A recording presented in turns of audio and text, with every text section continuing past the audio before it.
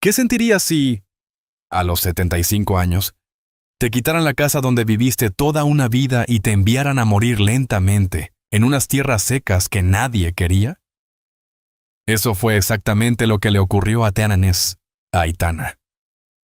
Su propia familia la despojó de todo después del funeral de su esposo. Pero lo que ellos no sabían era que, bajo aquellas ruinas olvidadas y junto a un pozo abandonado, permanecía escondido un secreto capaz de cambiar para siempre el destino de todos los que la traicionaron. Lo que ocurrió después dejó sin palabras a todo Carmona. Y antes de seguir, permíteme desearte salud y paz. Dime, ¿desde qué país y a qué hora estás viendo esta historia? A finales de agosto. El calor seco de Andalucía se aferraba a las paredes blancas de Carmona. 3 días antes. Las campanas de la iglesia habían despedido a don Leandro Valverde, y desde entonces la casa, las calles y hasta las tardes parecían envueltas en una calma demasiado pesada. Durante 40 años. Aitana había compartido con él la hacienda familiar, las cosechas y las largas conversaciones bajo el porche, mientras el aroma del café recién hecho se mezclaba con el de los olivares. Ahora, sentada en la notaría del casco histórico, contemplaba cómo aquella vida se alejaba lentamente de sus manos. El notario comenzó a leer el testamento sin levantar la vista. Aitana mantenía las manos unidas sobre el regazo. A su lado, Nicolás observaba atentamente a Valeria Valverde, cuya serenidad parecía impropia de una mujer que acababa de perder a un hermano. La lectura fue breve pero devastadora. Los olivares, la casa principal, los almacenes y las cuentas familiares quedaban en manos de Valeria. Aitana recibía únicamente las Peñas Blancas, una propiedad olvidada y pedregosa en las afueras que la propia Valeria siempre había considerado inútil. El silencio pesó más que cualquier explicación. «Eso no puede ser», murmuró Aitana. Valeria esbozó una sonrisa apenas perceptible. «Es la voluntad de mi hermano». Nicolás frunció el ceño. Durante años había acompañado a Leandro en trámites y asuntos de la hacienda. Conocía perfectamente su firma. Aquella le pareció extraña, rígida, como si hubiera sido escrita bajo presión. No dijo nada, pero la duda quedó instalada en su interior. Al salir de la notaría, la plaza seguía llena de vecinos tomando café en las terrazas. Algunos saludaron con discreción. Otros prefirieron apartar la mirada, desde lejos. Rodrigo Montalbán conversaba con Valeria. La cercanía entre ambos hizo que Aitana recordara comentarios que había escuchado tiempo atrás y que siempre había decidido ignorar. Por primera vez pensó que quizá aquellos rumores escondían algo de verdad. El regreso a la hacienda fue amargo. Los trabajadores evitaban hablar con ella. Las fotografías familiares seguían colgadas en las paredes, y el aroma de la cocina aún parecía conservar los recuerdos de tiempos mejores. Sin embargo, ya no pertenecía a aquel lugar. Esa misma tarde comenzó a recoger sus cosas. Nicolás guardó ropa y recuerdos en silencio. «Mamá, esa firma no era de papá». «Lo sé. Entonces tenemos que averiguar qué ocurrió». Aitana levantó la vista. «Todavía no. Hijo». Al amanecer del tercer día abandonaron la propiedad. Un viejo carro transportaba los pocos objetos que pudieron conservar. Mientras avanzaban hacia las Peñas Blancas, Nicolás observó por última vez los campos donde había crecido. A mitad del camino apareció una anciana apoyada en un bastón. El conductor se detuvo. La mujer se acercó lentamente y tomó la mano de Aitana. Sin decir palabra, dejó una llave antigua sobre su palma, pesada, oxidada. Luego susurró: «Tu suegro sabía que este día llegaría». Un escalofrío recorrió la espalda de Aitana. «¿Quién es usted?». La anciana sonrió apenas. «Alguien que todavía paga una deuda muy antigua». Después se alejó entre el polvo del camino. Durante el resto del viaje, Aitana observó la llave una y otra vez. Cuando finalmente llegaron a las Peñas Blancas, comprendió por qué Valeria había aceptado entregarle aquel lugar sin discutir. La tierra era árida. La casa estaba deteriorada y el viejo pozo parecía abandonado desde hacía años. Nicolás bajó primero. Miró alrededor y negó con la cabeza. ¿Vamos a vivir aquí? Aitana contempló el paisaje seco, los muros agrietados y el horizonte rojizo. Entonces cerró la mano alrededor de la llave. Por primera vez desde la muerte de Leandro, experimentó algo distinto al vacío que la acompañaba desde el funeral. No era felicidad ni esperanza. Era la certeza de que aún quedaban preguntas sin responder. Y mientras el sol desaparecía detrás de los campos andaluces, la vieja llave descansaba en su mano como si hubiera esperado décadas para regresar a su verdadera dueña. Tu suegro sabía que este día llegaría. 2 días después de llegar a las Peñas Blancas, Aitana comenzaba a comprender la verdadera dimensión de la pérdida. La pequeña casa apenas protegía del calor. Las paredes mostraban grietas antiguas, y el viejo pozo parecía completamente seco. Cada mañana, el viento arrastraba polvo sobre el terreno pedregoso y convertía el paisaje en una extensión silenciosa. Aún así, Aitana intentaba mantener cierta normalidad. Preparaba café con leche en una cocina improvisada y compartía con Nicolás trozos de pan rústico comprados en Carmona. El muchacho pasaba horas reparando cercas y limpiando el terreno, aunque la rabia seguía acompañándolo. Aquella mañana bajaron al mercado de la plaza de San Fernando para comprar provisiones. Bajo los toldos de las terrazas, los vecinos comentaban la sequía que comenzaba a preocupar a toda Andalucía. Aitana entró en una pequeña tienda y pidió algunos alimentos básicos. El comerciante la atendió con amabilidad, pero cuando ella preguntó si podía pagar una parte la semana siguiente, el hombre bajó la mirada. Lo siento, doña Aitana, son tiempos difíciles. Ella comprendió el mensaje antes de escuchar el resto. Nadie quería enfrentarse a Valeria. Al salir de la tienda notó algo extraño. Una niña de cabello oscuro permanecía junto a una fuente observándola. Tendría unos 10 años y llevaba un vestido sencillo que parecía heredado de alguien mayor. Aitana siguió caminando. La niña también. Finalmente se detuvo. ¿Necesitas algo pequeña? La niña levantó la vista. ¿Usted es doña Aitana Valverde? La pregunta la sorprendió. Sí. La pequeña respiró hondo. Mi padre me dijo que si algún día ocurría algo malo debía buscarla. Durante unos segundos, el ruido de la plaza pareció desaparecer. ¿Quién era tu padre? Se llamaba Mateo Beltrán.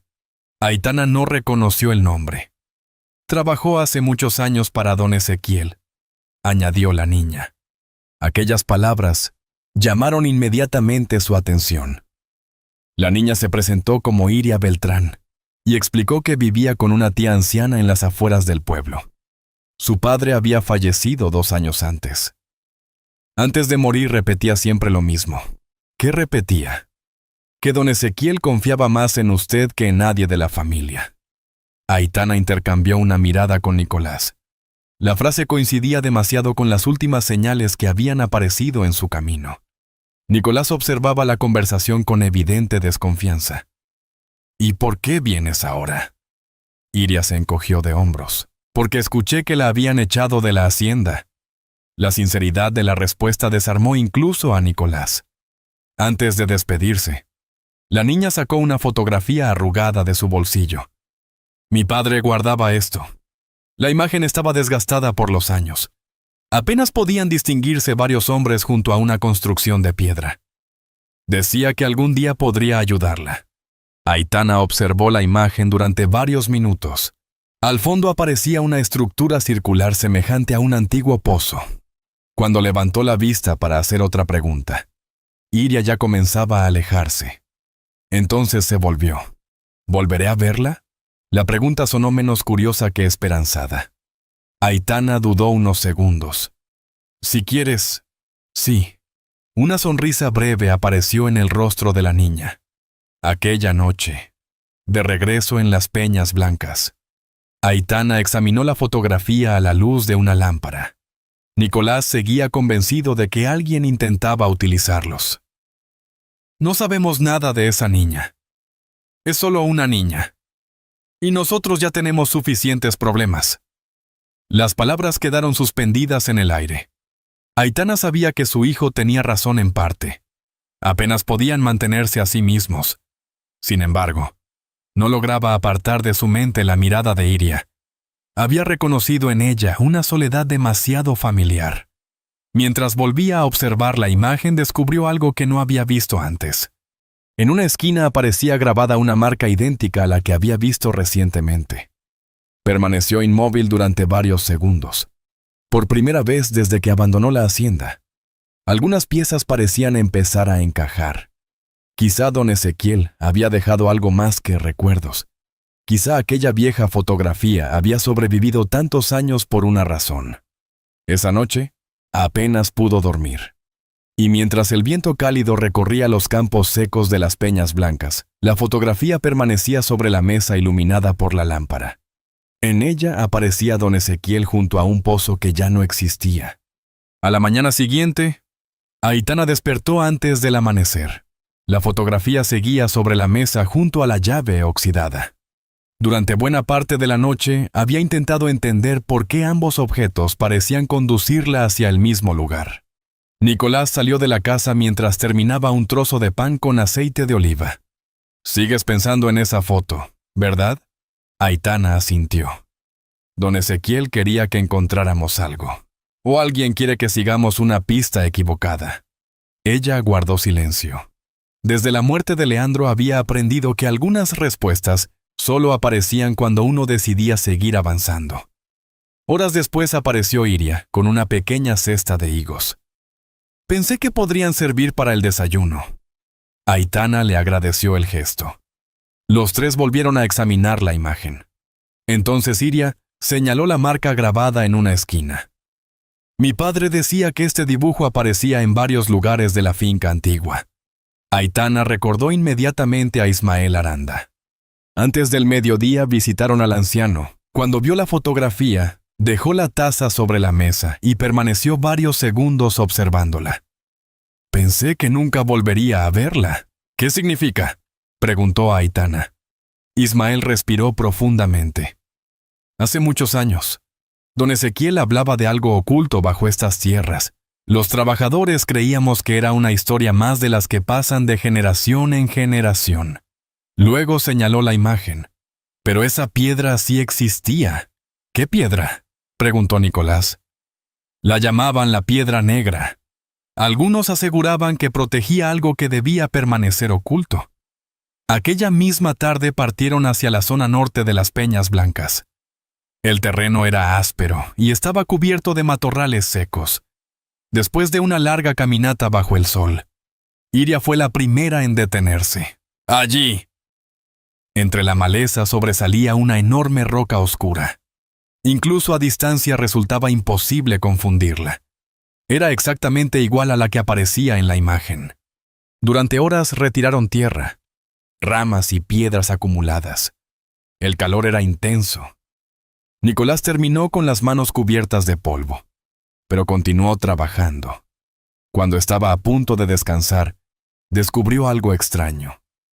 «Mamá, mira esto». En uno de los laterales aparecía una pequeña placa metálica casi oculta por el óxido. Sobre ella estaba grabada la misma marca que habían visto antes. Por un instante nadie habló. Aitana sacó lentamente la llave de su bolsillo y la introdujo en una cerradura escondida entre las grietas de la roca. Al principio no ocurrió nada. Luego se escuchó un golpe seco. La piedra vibró. Un ruido antiguo resonó bajo tierra. Poco a poco, una sección lateral comenzó a desplazarse revelando una abertura oculta. Un aire fresco escapó desde el interior. Iria abrió los ojos con asombro. Nicolás dio un paso atrás. Aquello parecía salido de una vieja leyenda. Aitana tomó una lámpara y avanzó primero. Unas antiguas escaleras descendían hacia la oscuridad. Mientras bajaban, el sonido del exterior desapareció por completo. Solo quedaban sus pasos, y entonces Aitana levantó una mano. «Esperen», Los tres permanecieron inmóviles. Desde algún lugar llegaba un murmullo constante, suave, profundo, como si la montaña respirara. Era agua, agua corriendo bajo la tierra. Continuaron descendiendo hasta llegar a una enorme caverna natural. La lámpara iluminó paredes cubiertas de humedad y un pequeño río subterráneo que atravesaba la gruta. En medio de la sequía que castigaba a Andalucía, allí abajo existía una fuente de agua viva. Nicolás observó la corriente con incredulidad. Esto podría salvar toda la finca. Por primera vez desde que llegaron a las Peñas Blancas, sonó verdaderamente esperanzado. Pero Aitana tenía la vista fija en otro lugar. Junto a una pared de roca descansaba una caja antigua cubierta de polvo. La cerradura reflejó la luz de la lámpara. Encajaba perfectamente con la llave que Jacinta Morales había puesto en sus manos. El agua seguía fluyendo en la oscuridad.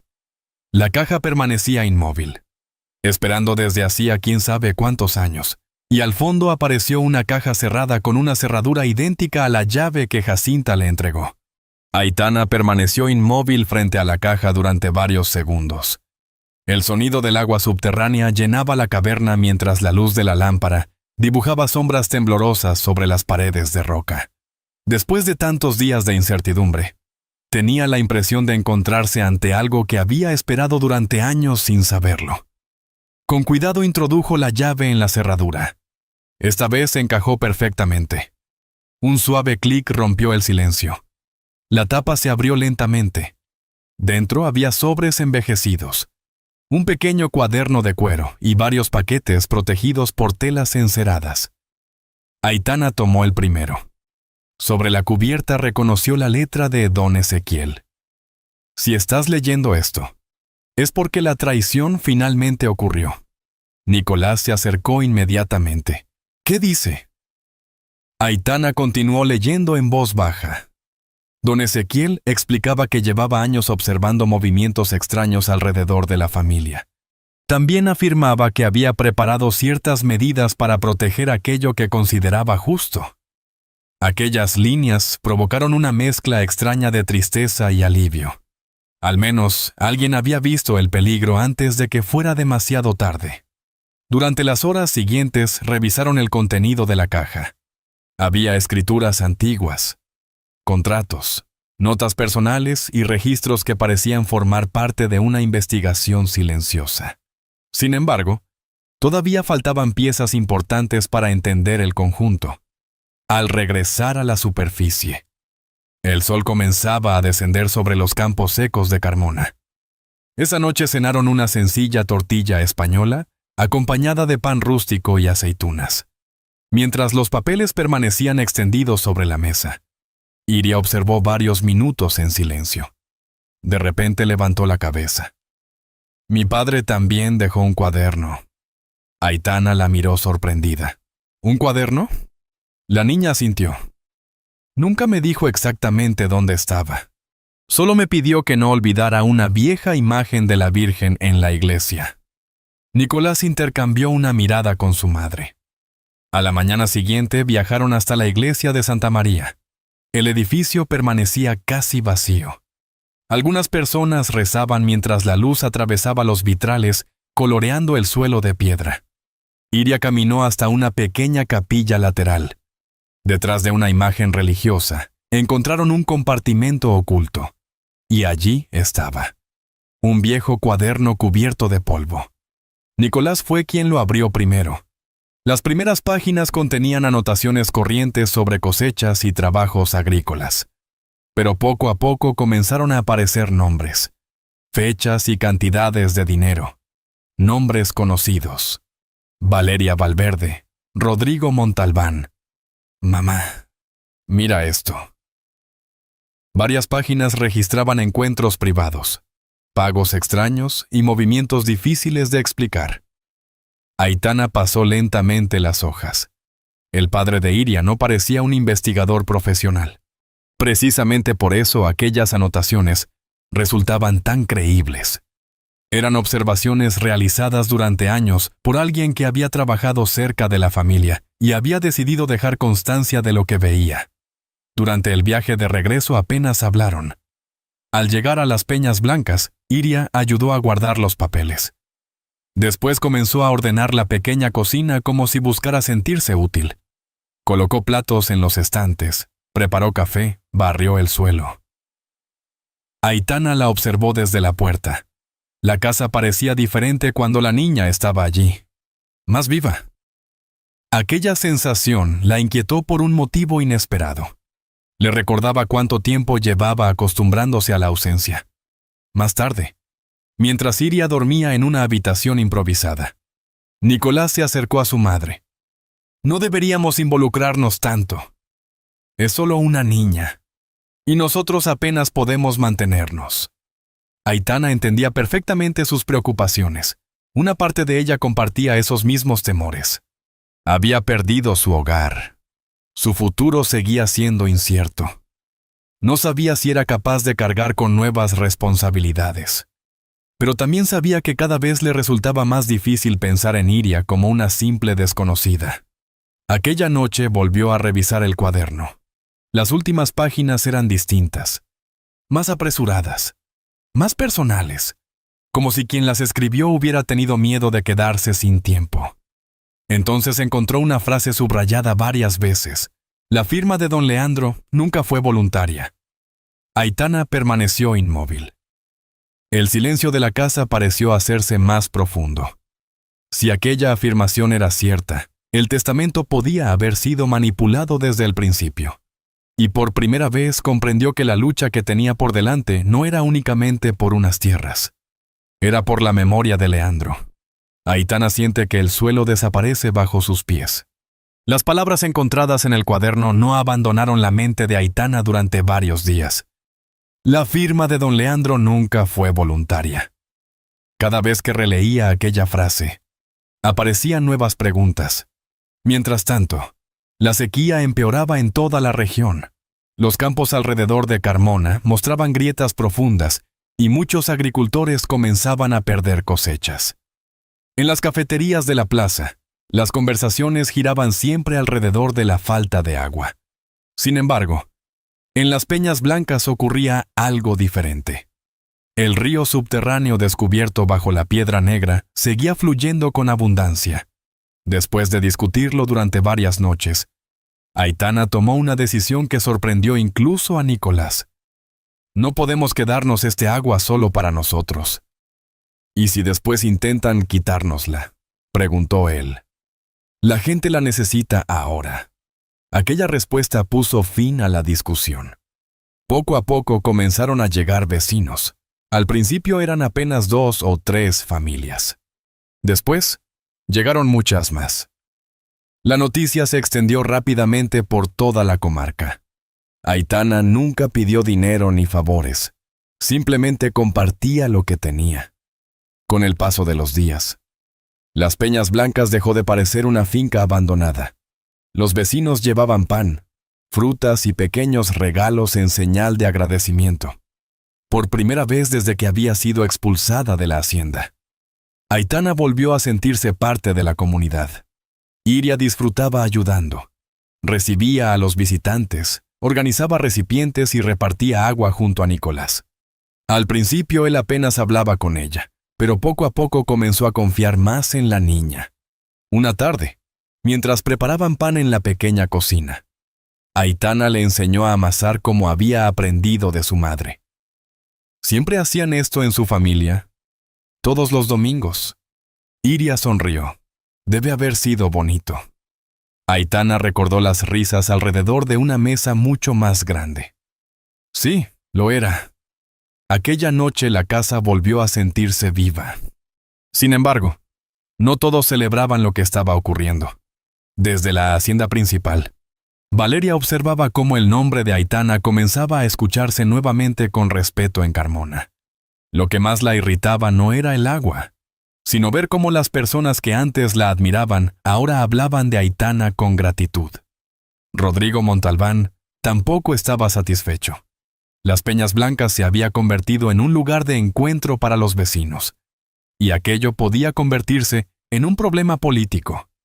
Además, Algunos comerciantes comentaban que ciertos apoyos municipales habían desaparecido misteriosamente desde que muchas familias acudían a la finca de Aitana. Por eso Rodrigo decidió actuar. Una mañana anunció públicamente que estudiaría la posibilidad de declarar la fuente de agua como recurso de interés municipal. La noticia llegó rápidamente a las Peñas Blancas. Nicolás golpeó la mesa con frustración. «¡Quieren quitárnosla!». Luego añadió: «Voy a hablar con Baltasar. Tiene que existir una forma de detenerlos». Aitana permaneció tranquila, aunque sabía que aquella amenaza era real. Rodrigo no actuaba solo. Valeria estaba detrás de todo aquello. Los papeles encontrados seguían siendo importantes, pero aún no bastaban para enfrentarlos definitivamente. Aquella misma semana ocurrió algo que terminó de cambiar la relación entre Aitana e Iria. La niña llegó con fiebre. Intentó ocultarlo durante horas, pero terminó mareándose mientras ayudaba a cargar agua. Aitana la llevó inmediatamente a la casa. Durante toda la noche permaneció junto a su cama, colocando paños húmedos sobre su frente y vigilando su temperatura. Aquellos gestos le recordaron los años en que Nicolás se enfermaba durante los inviernos. Cerca del amanecer, Iria abrió los ojos. «Lo siento». «¿Por qué?». «Porque siempre termino siendo una carga para alguien». «No eres una carga». Iria bajó la mirada. «Mi tía dice que tiene miedo de no poder cuidarme para siempre». La habitación quedó en silencio. Aitana tomó suavemente una de sus manos. «Ahora descansa». Poco después, la niña volvió a quedarse dormida. Aitana permaneció sentada junto a ella hasta que salió el sol. Por primera vez dejó de verla únicamente como la hija de un hombre que había guardado secretos importantes. Comenzaba a importarle de verdad. Muy lejos de allí. Valeria y Rodrigo preparaban sus propios planes. Y mientras ellos calculaban cómo apoderarse de la fuente, alguien observaba desde la distancia. Aquella tarde, cuando el cielo comenzaba a teñirse de naranja, una figura conocida apareció junto al camino. Era Jacinta Morales. La anciana caminó lentamente hasta encontrarse con Aitana. Su expresión parecía más seria que nunca. «Escúchame bien. ¿Qué ocurre?». Jacinta observó durante unos segundos el terreno que rodeaba las Peñas Blancas. Luego respondió con voz firme: «Mañana vendrán por tu tierra». La advertencia de Jacinta Morales no tardó en cumplirse.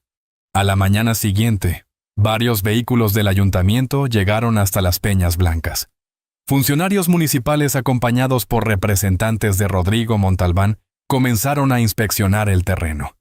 Oficialmente, la fuente de agua debía pasar a control público para beneficiar a toda la comunidad. Pero todos entendían lo que ocurría. Rodrigo y Valeria querían quedarse con la única riqueza que aún escapaba de sus manos. Durante los días siguientes, la tensión aumentó. Muchos vecinos de Carmona, agradecidos por la ayuda recibida, acudieron a apoyar a Aitana. Mientras tanto, Baltasar Quiroga llegó desde Sevilla tras recibir una llamada de Ismael. El anciano abogado escuchó toda la historia y examinó cuidadosamente los papeles encontrados en la caverna junto con el cuaderno que había pertenecido al padre de Iria. Finalmente dijo: «Creo que ha llegado el momento de abrir el último sobre». Baltasar hizo una pausa. «Siempre tuve dudas sobre aquel testamento, pero nunca encontré pruebas suficientes para cuestionarlo». Y Jacinta Morales, que trabajó durante años junto a don Ezequiel, fue una de las pocas personas que conocían la existencia de la llave. Baltasar sacó un documento sellado que permanecía entre los archivos de don Ezequiel. Durante horas revisaron escrituras y registros. Al final levantó la vista. Valeria nunca fue la verdadera propietaria. La habitación quedó en silencio. «¿Qué quiere decir?», preguntó Nicolás. Baltasar colocó varios documentos sobre la mesa. El documento que se leyó en la notaría no coincide con el original que don Ezequiel conservó entre sus archivos. Muchos años antes de morir, transfirió legalmente gran parte de las propiedades familiares a nombre de Aitana. Ella tardó unos segundos en reaccionar. «Eso es imposible». «No lo es. Todo está registrado. Durante semanas había luchado para recuperar lo que creía perdido. Ahora descubría que aquellas tierras siempre habían estado protegidas para ella. Las anotaciones del padre de Iria, los documentos ocultos y los registros legales terminaron revelando numerosas irregularidades. Poco a poco, la posición de Valeria y Rodrigo comenzó a derrumbarse. Lo que había empezado como una disputa por tierras terminó mostrando años de engaños. Pero el momento más importante aún estaba por llegar. La noche anterior a la audiencia definitiva, Iria apareció junto a Aitana con una pequeña caja de madera. Encontré esto entre las cosas de mi padre. Dentro había una fotografía antigua. En ella aparecían don Ezequiel, Leandro y el padre de Iria muchos años atrás. Cuando Aitana la giró, descubrió unas palabras escritas a mano. Confío en ti más que en cualquier otra persona de esta familia. La mujer observó aquella frase durante largo rato. Recordó a Leandro. Recordó a don Ezequiel. Y comprendió que ninguno de los dos había dejado de confiar en ella. Iria la observaba en silencio. Luego bajó la mirada. No quiero perder otra familia. Aquellas palabras contenían un miedo demasiado grande para una niña de su edad. Aitana abrió los brazos. Iria corrió hacia ella. La mujer la abrazó con fuerza. Escúchame bien.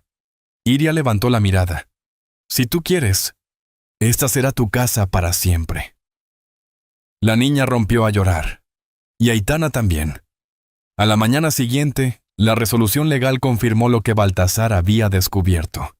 Los documentos de don Ezequiel resultaron decisivos.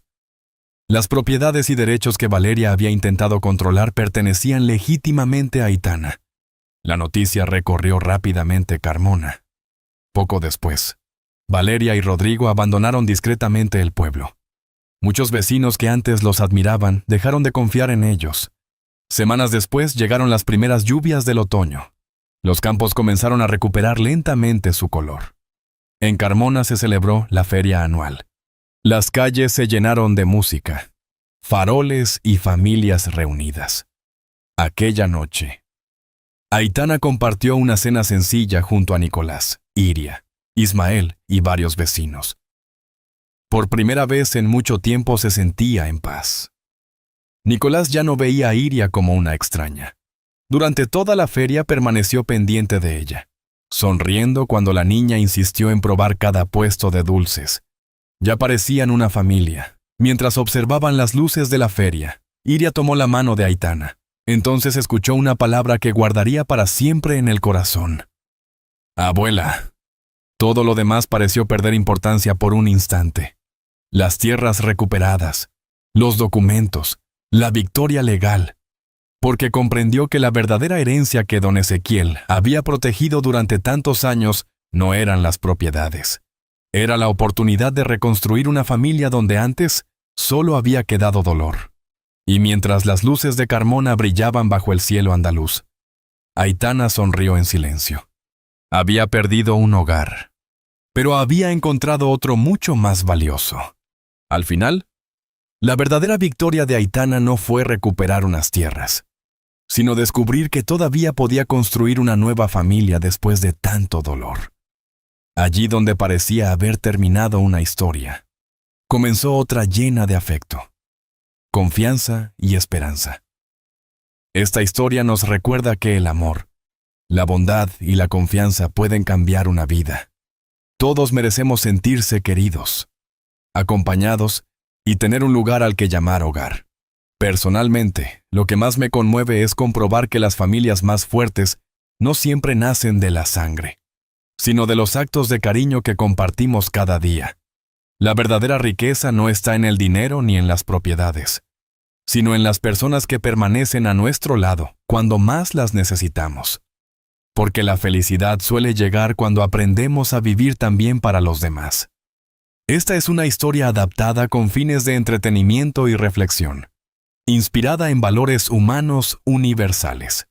Y quizá esa sea la enseñanza más hermosa. Una pequeña muestra de bondad puede iluminar el camino de alguien durante toda la vida. Ahora te invito a reflexionar sobre esta historia y sobre las personas que han dejado una huella positiva en tu corazón. Y si esta historia te emocionó, puedes suscribirte al canal para seguir compartiendo nuevas historias llenas de esperanza y humanidad. Si esta historia te ha gustado, escribe el número 1 en los comentarios. Y si crees que hay algo que mejorar o deseas compartir una opinión, escribe el número 0. Me encantará leerte.